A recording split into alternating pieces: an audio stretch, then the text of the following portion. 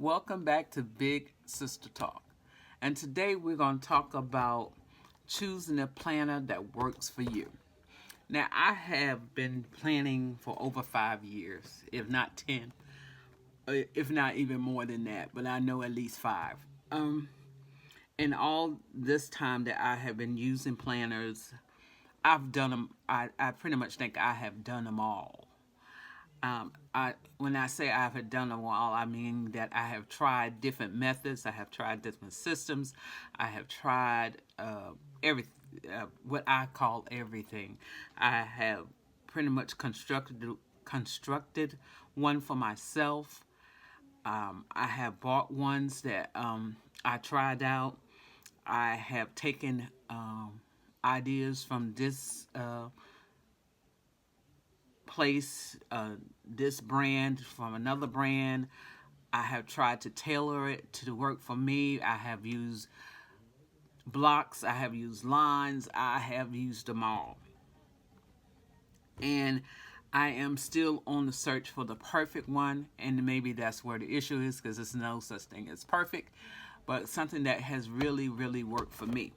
I have not, I think I found the one that's closest to that, but we're going to talk about different things. So I went to Google and I asked Google how to choose the best planner. And Google says you need to do several things. One of the things is you need to think about the size. Do you want something big like this? You want something smaller? Or do you even want it even smaller than that? I would say even smaller than that, something like this, a notebook. That's something that can fit in your purse. It's lightweight, doesn't take a lot of room up in your purse or your briefcase or book bag or whatever you need to carry it in. All of these are lightweight. All of these will fit in your purse. But do you want something as bulky as this to carry around every day? Do you want something that's a little more hand-friendly that will fit in there? It's not as heavy and it doesn't take up much space. And depends on what you're going to do with it. It depends on how you want to choose your size. Now, I work in a cafeteria, so I don't need to take a planner with me to work.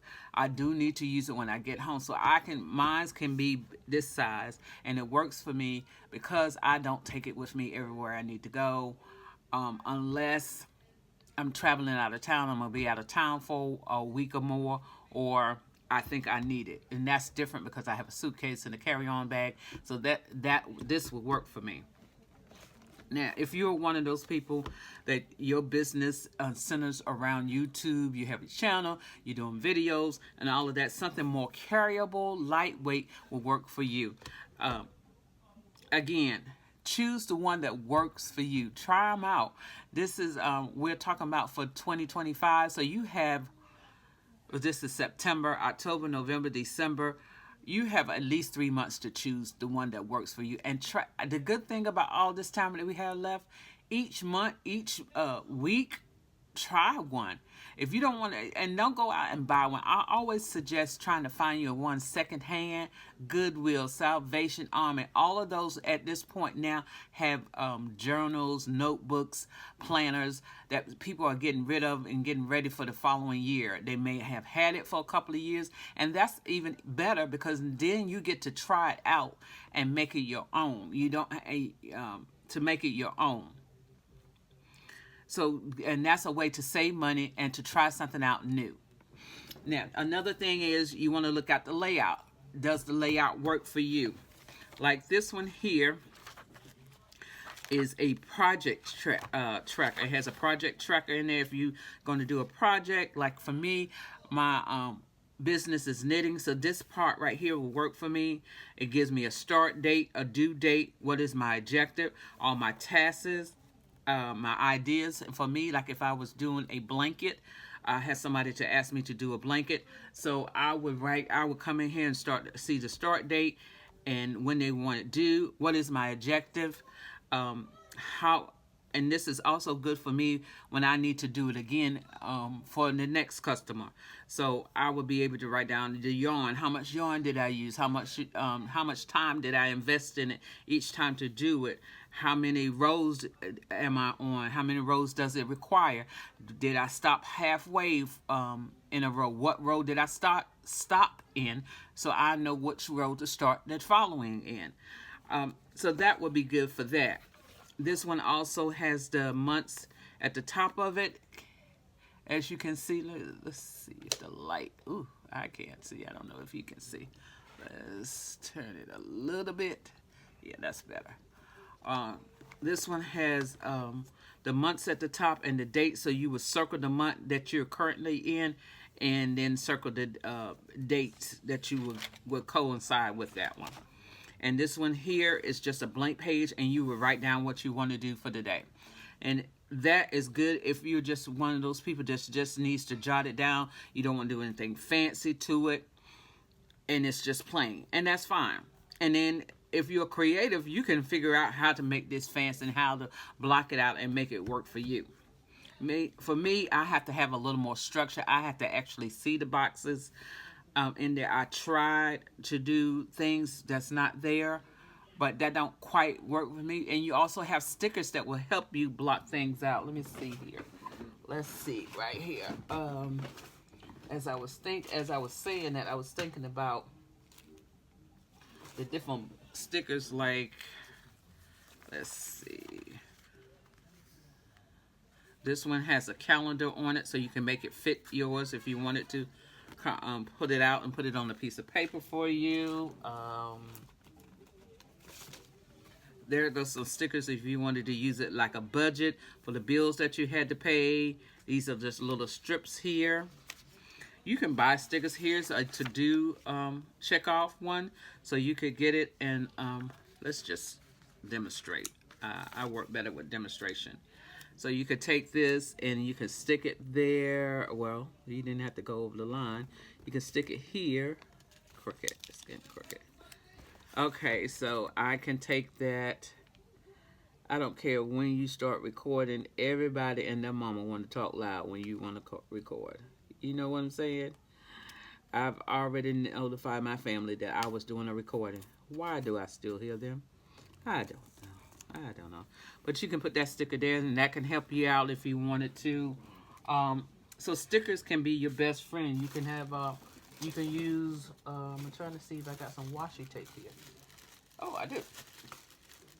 Let me bring my supplies out here so you can see it. So I have washi tape, so you can use washi tape as a border.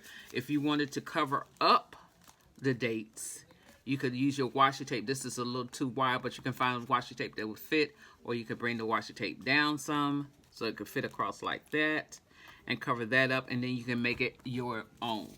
There's always ways to make a used planner journal to your taste, and that's what it's all about. Then you want to look at the binding of the planner. Do you want ones that you can flip open? Oh, and this one also has stickers. I didn't realize this. I bought it and put it on the shelf. So it has little sticky, what I call Post-it notes that you can use inside the planner. You want to look at the binding. Do you want a ring binder? This is not ring, but coil kind of binder where you can flip it over like that. Do you want it to be sewed in? Do you want it to be glued in? What is your purpose? Is it okay if you laid it flat like this and worked in it? Do you want to be able to take your pages out, write it, and insert your pages in there like this one here? I have a 3-ring binder here a 6-ring binder here that I use. Do you want a 6-ring binder? You can find papers and inserts that fit that one. You know, everybody loves Amazon. If you can't find it on Amazon, anything you want, you can find. But again, I suggest, I do have some thinner tape here. Some thinner washi tape that you could use to decorate your planner. Okay, so those are all these things that you can use. You can choose to do in there, then use in your planners. The next thing they talked about was calendar overview. How do you want to? Do you want a calendar overview? Do you want a monthly calendar and that's all you're going to use? And do you want to have the calendar like this, or you want to have your calendar with other with pages in between, right? Where you can choose what you want to do, how you want to do it, write in all those things. How do you want it sectioned off? There's another thing. Do you want a note taking section? Do you want a goals section? Do you want a section to take notes in? Like for me, at the end of every month, I have a note section in which I can use to take notes, to jot down for my brain dump, which is good for me if I'm to use it for the following month. That is perfect. And now at the beginning of mine, I have a month to-do list. I love my monthly to-do list because it allows me to go in and write down my goals or things I want to purchase, things I wanted to get done for that month. And then by the end of the month, I can see how much I actually did. Did I really need to buy 3 bags of lemons? Maybe, maybe not. Why didn't I buy 3 bags of lemons? It might be a reason. Then I can make notes of that, and then I know next time I plan, you didn't need 3 bags, maybe 2 bags. Cough medicine, honey, I mean, all these different things. Like I said at the beginning of my planning month, I am trying to buy items that I know I'm going to need for Thanksgiving. I'm trying to buy it out. So it does, my Thanksgiving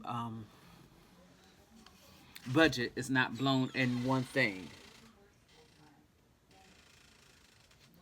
So, so again, if you don't know, this is a calendar. Let me close this back up. This is a calendar from 2022 to 2023, and I plan on using it for 2024 to 2025.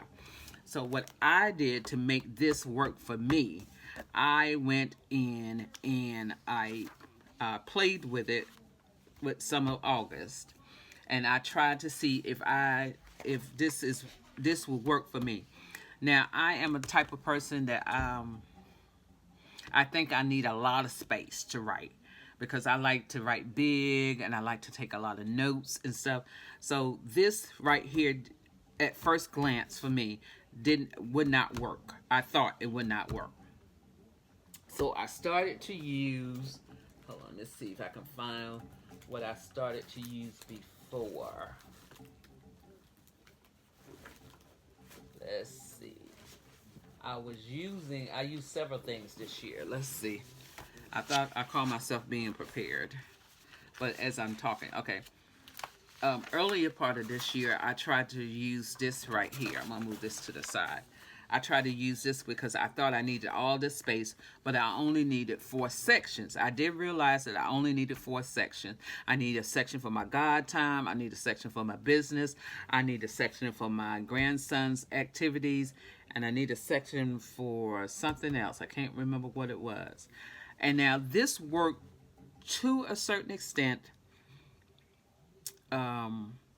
It worked because it gave me plenty of space to really get in detail of what I wanted to do. And then it allowed me to be creative with my stickers and my washi tape. That helped out. But it became too big, and not every week or every day that I needed to have that much space. So then I thought about maybe I'm wasting paper, right? Maybe I'm wasting paper, so let me find something that I didn't need as much space with it, and I don't have to get so detailed with it. So that's when I came to this one for the remainder of this year and next year. And I did try it out, and it was plenty of space. And what I have realized over the weeks that I have been using it is, even though I want to be detailed in here, I don't have to be.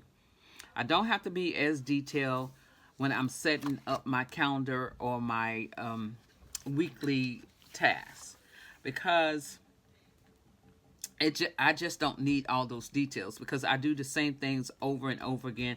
I very rarely change anything. I know every day that the things that I want to get done is like check my email, check my business email. I want to spend an hour with.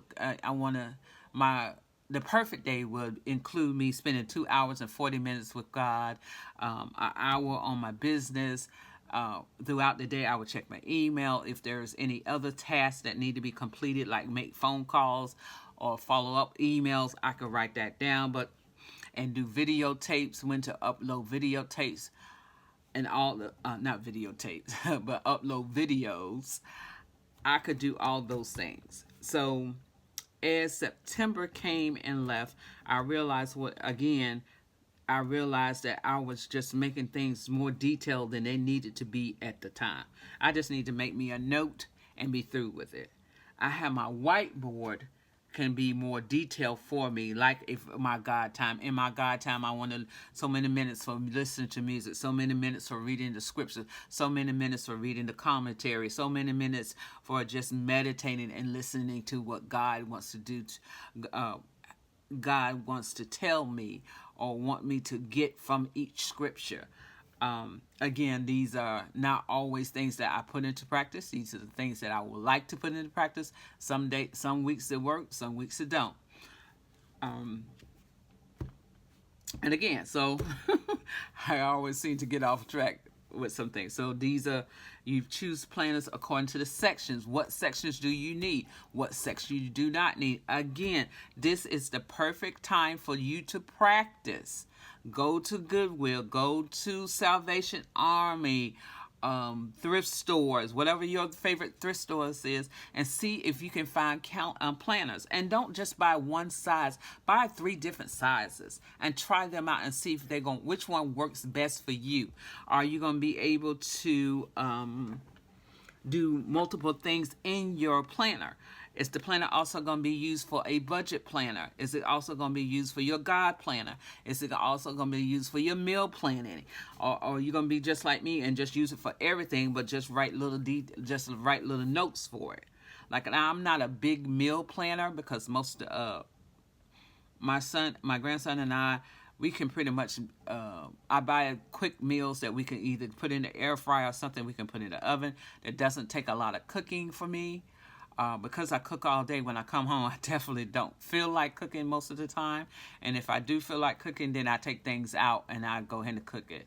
So it just really depends. I try to do some meal prep on Sundays, but that don't always work for us. Because I'm a big leftover fan, but I only can do leftovers maybe 3 days at the most, 2 to 3 days. It depends on what it is. I can do like that. My grandson is not a leftover at all. So he has the favorite things that he likes. So I try to buy him his favorite items that I know he's going to eat and not waste. So that's how that works. I think that's it on that section. And then Google also said you want to think about durability of the planner. You don't want something that's going to tear up or tear easily on you. You want to think about that, the wear and tear of you pulling in and out of a purse. Is it going to be able to handle? For most people, we drink a lot of water. We keep water and coffee and tea at our desk. So if something spilled on it, how would it hurt? How would that look for you? Would you be able to replace the pages? Would you, those are the things you need to look at. Style. What kind of style do you want? The styles are unlimited to what you can do. Even if you go to Google and put in planner, you will come up with tons and thousands of planners and what they look like. You can get a planner to look like you. You can get a planner that has your favorite cartoon character up there or your favorite show. You can get The Office. You can get The Friends. You can get Star Trek. You can get anything that you want in that. So this is a great time to be creative. If you want to be creative in your life for your planner, be creative. This is the time for that. And lastly is the pens. You want to make sure that the planner that you use will be able to handle your pen. If you use gel pens, is it going to smear once you write it down on the paper? I was listening to a couple of YouTube channels today, and I know, a couple, and I noticed that they kept on saying about 80-pound paper, and that paper is just paper that's more doable.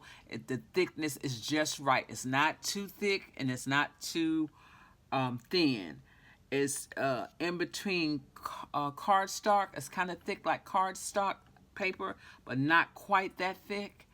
And it allows gel pens or just regular pens not to bleed through onto the back side of the next page. And that's what you're looking for. You don't want the paper to be so thin that that it bleeds through when you use a pen. Now, I like color, so I try to change up colors when I'm writing. Like, I got purple pens, I got green pens, I got red pens, I got every color pen there is. I'm constantly buying pens, and I have to make myself stop because this year I noticed that pens weren't as cheap as they used to be. We used to be able to get big pens for less than $1. They were over $1. Actually, they were more than $1 this year. A lot of the pens that I have here, I didn't see good deals on this year. So a lot of pens that I'm using right now are pens that I have had in my collection for a while. That's either somebody gave me or I found over the years. But again, you want to choose the pen. If you like a nice fine point pen, if you like gel pens, if you just like the regular, I call it big pens. Where are they? Let me see if I got a big pen in here. I'm sure I do, but it might not have the cap on it. Like, these are big ones. I got a red big pen. I remember buying the color pack with all different colors in it. So I got a pink one, I got green ones, I got black ones. This Link one was given to me as a Christmas gift, and I really like this one. Now, I went on Amazon and I found that you can get a box of these for a pretty reasonable. I thought it was pretty reasonable. I want to say about $10. Let me see whatever other kind I got in here. And then I have this pen. I don't know, this zebra pen. I bought that one. Again, those are another different types of pens. And here, another big. This is the Atlantis big pen. So these are all different pens. Choose the pen that you like. Again, this is the perfect season for you to try out things with planners. If you're not a planner person, that's fine. If you want to be a planner person, this is the perfect season to try it out, because you have months to try different planners to see the one that fits for you. This might be too big. You might want something a little smaller, a little thicker. You can get planners that just, some people make planners per quarter. Some people make planners for the whole year. Some planners are done broken up into 6 months. The first 6 months, the last 6 months. Now I went to Erin Condren. I think that's her name. She's a big planner company, and they had 4 questions to ask you to figure out about determining what planner is for you. One of the questions was, the first question was, what would you use your planner for? Know the purpose of your planner. Do the research. Are you going to do it for mail planning? Is it going to be for budget? Is it going to be for your scriptures? Is it going to be for all 4 of them? Know what you're going to use your planner for. How would you best describe the style that you like in your planner? And the style that they had was sleek and modern, bright and colorful, neutral and soft colors, and then one was called Surprise Me. I chose bright and colorful because color just really, anything bright and colorful just makes me happy, makes me feel better about the day. Dark colors bring gloom to me, don't make me feel, don't give me that happy thing. And now the one thing that I did not know, and I did some more research on it, had one called neutral and soft colors. I did not know what soft colors were. And according to Google, soft colors is anything that was mixed with white, like khaki, brown, taupe, white, ivory, beige, and gray. So those are your softer colors. And surprise me, you might not want to choose. You might want to leave this choice up to that website to do that for you. Some websites have, like I said, websites with planners have tons and tons of planners. Go in there and choose one. Pick one. Pick 5. Do like they do on HGTV when they looking at the houses. They look at 5, they pick 3. And then out of those 3, then you bring it down to 1. Or if you want to use all 5, you might want to use 5 separate planners for 5 different tasks. That's up to you. I can't do that. That's too much for me. That is way too many planners for me. One planner is sufficient for me, but everybody has their own things. Some people like to departmentalize theirs, and they want it separate, and that is fine. The third question was, how often will you plan? Are you going to be a weekly planner or a monthly planner? Are you going to use both? I use both. I like to take my calendar. That one's old. Let me see. That one doesn't have a. I might have to work on that one. Let's see. March. Hold on.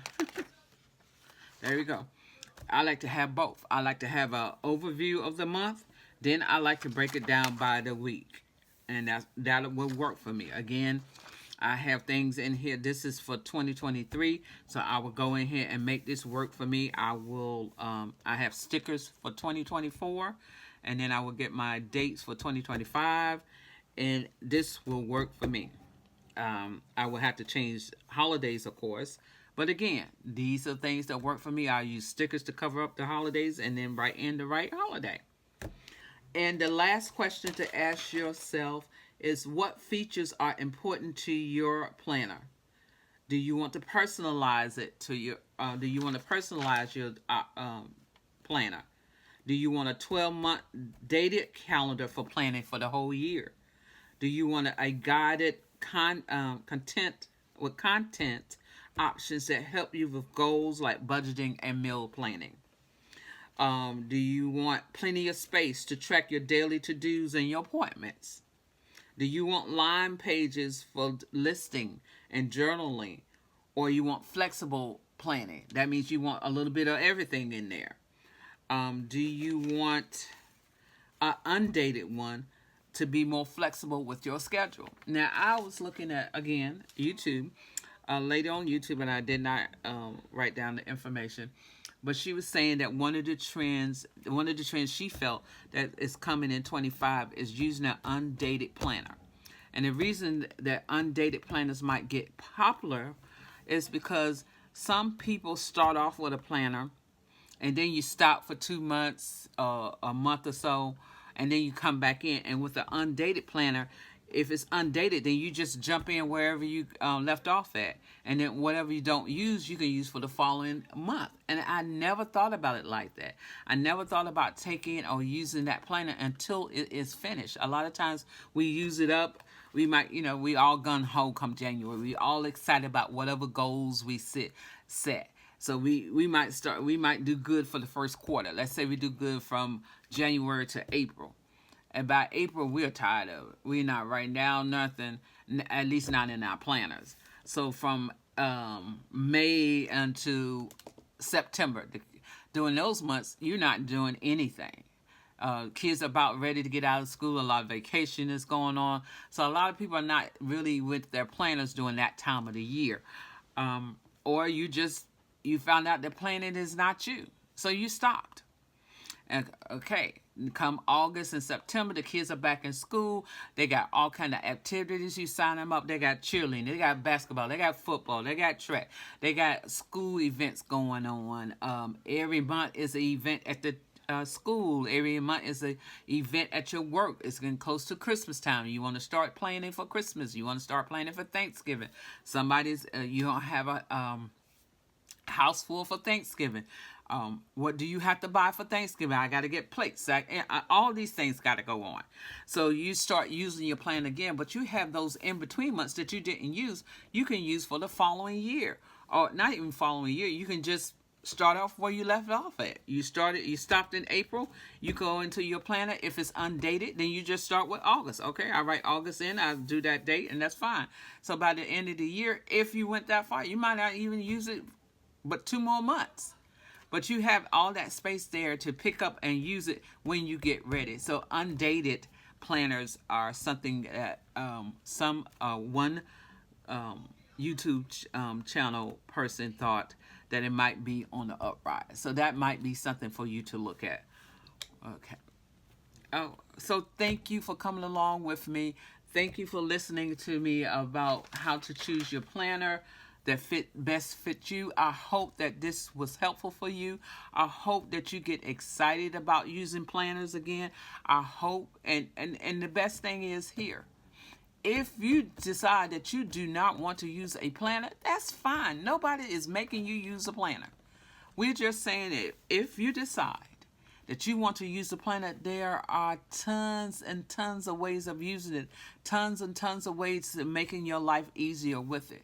If it does not make your life easier, don't use it. If you're one of those people that are creative and you like to doodle, planners are good. But if not, just get your a plain notebook and make it to fashion the way that you want. Make the sections that you want. Make the calendar the way you want. That's the great thing about America, that you have all kinds of tools available to us, that we can be as creative as we can be right now. Right. We can be as creative as we can be right now. And if you go to a thrift store, there is somebody that has tried the same thing you tried, and they are there. Those items are there at the thrift store at a very discounted price. Sometimes it's more than 50% off of what you will pay at a Walmart. And the good thing is about that is that it's there for you to use it. And if it doesn't work, you didn't pay a lot of money for it.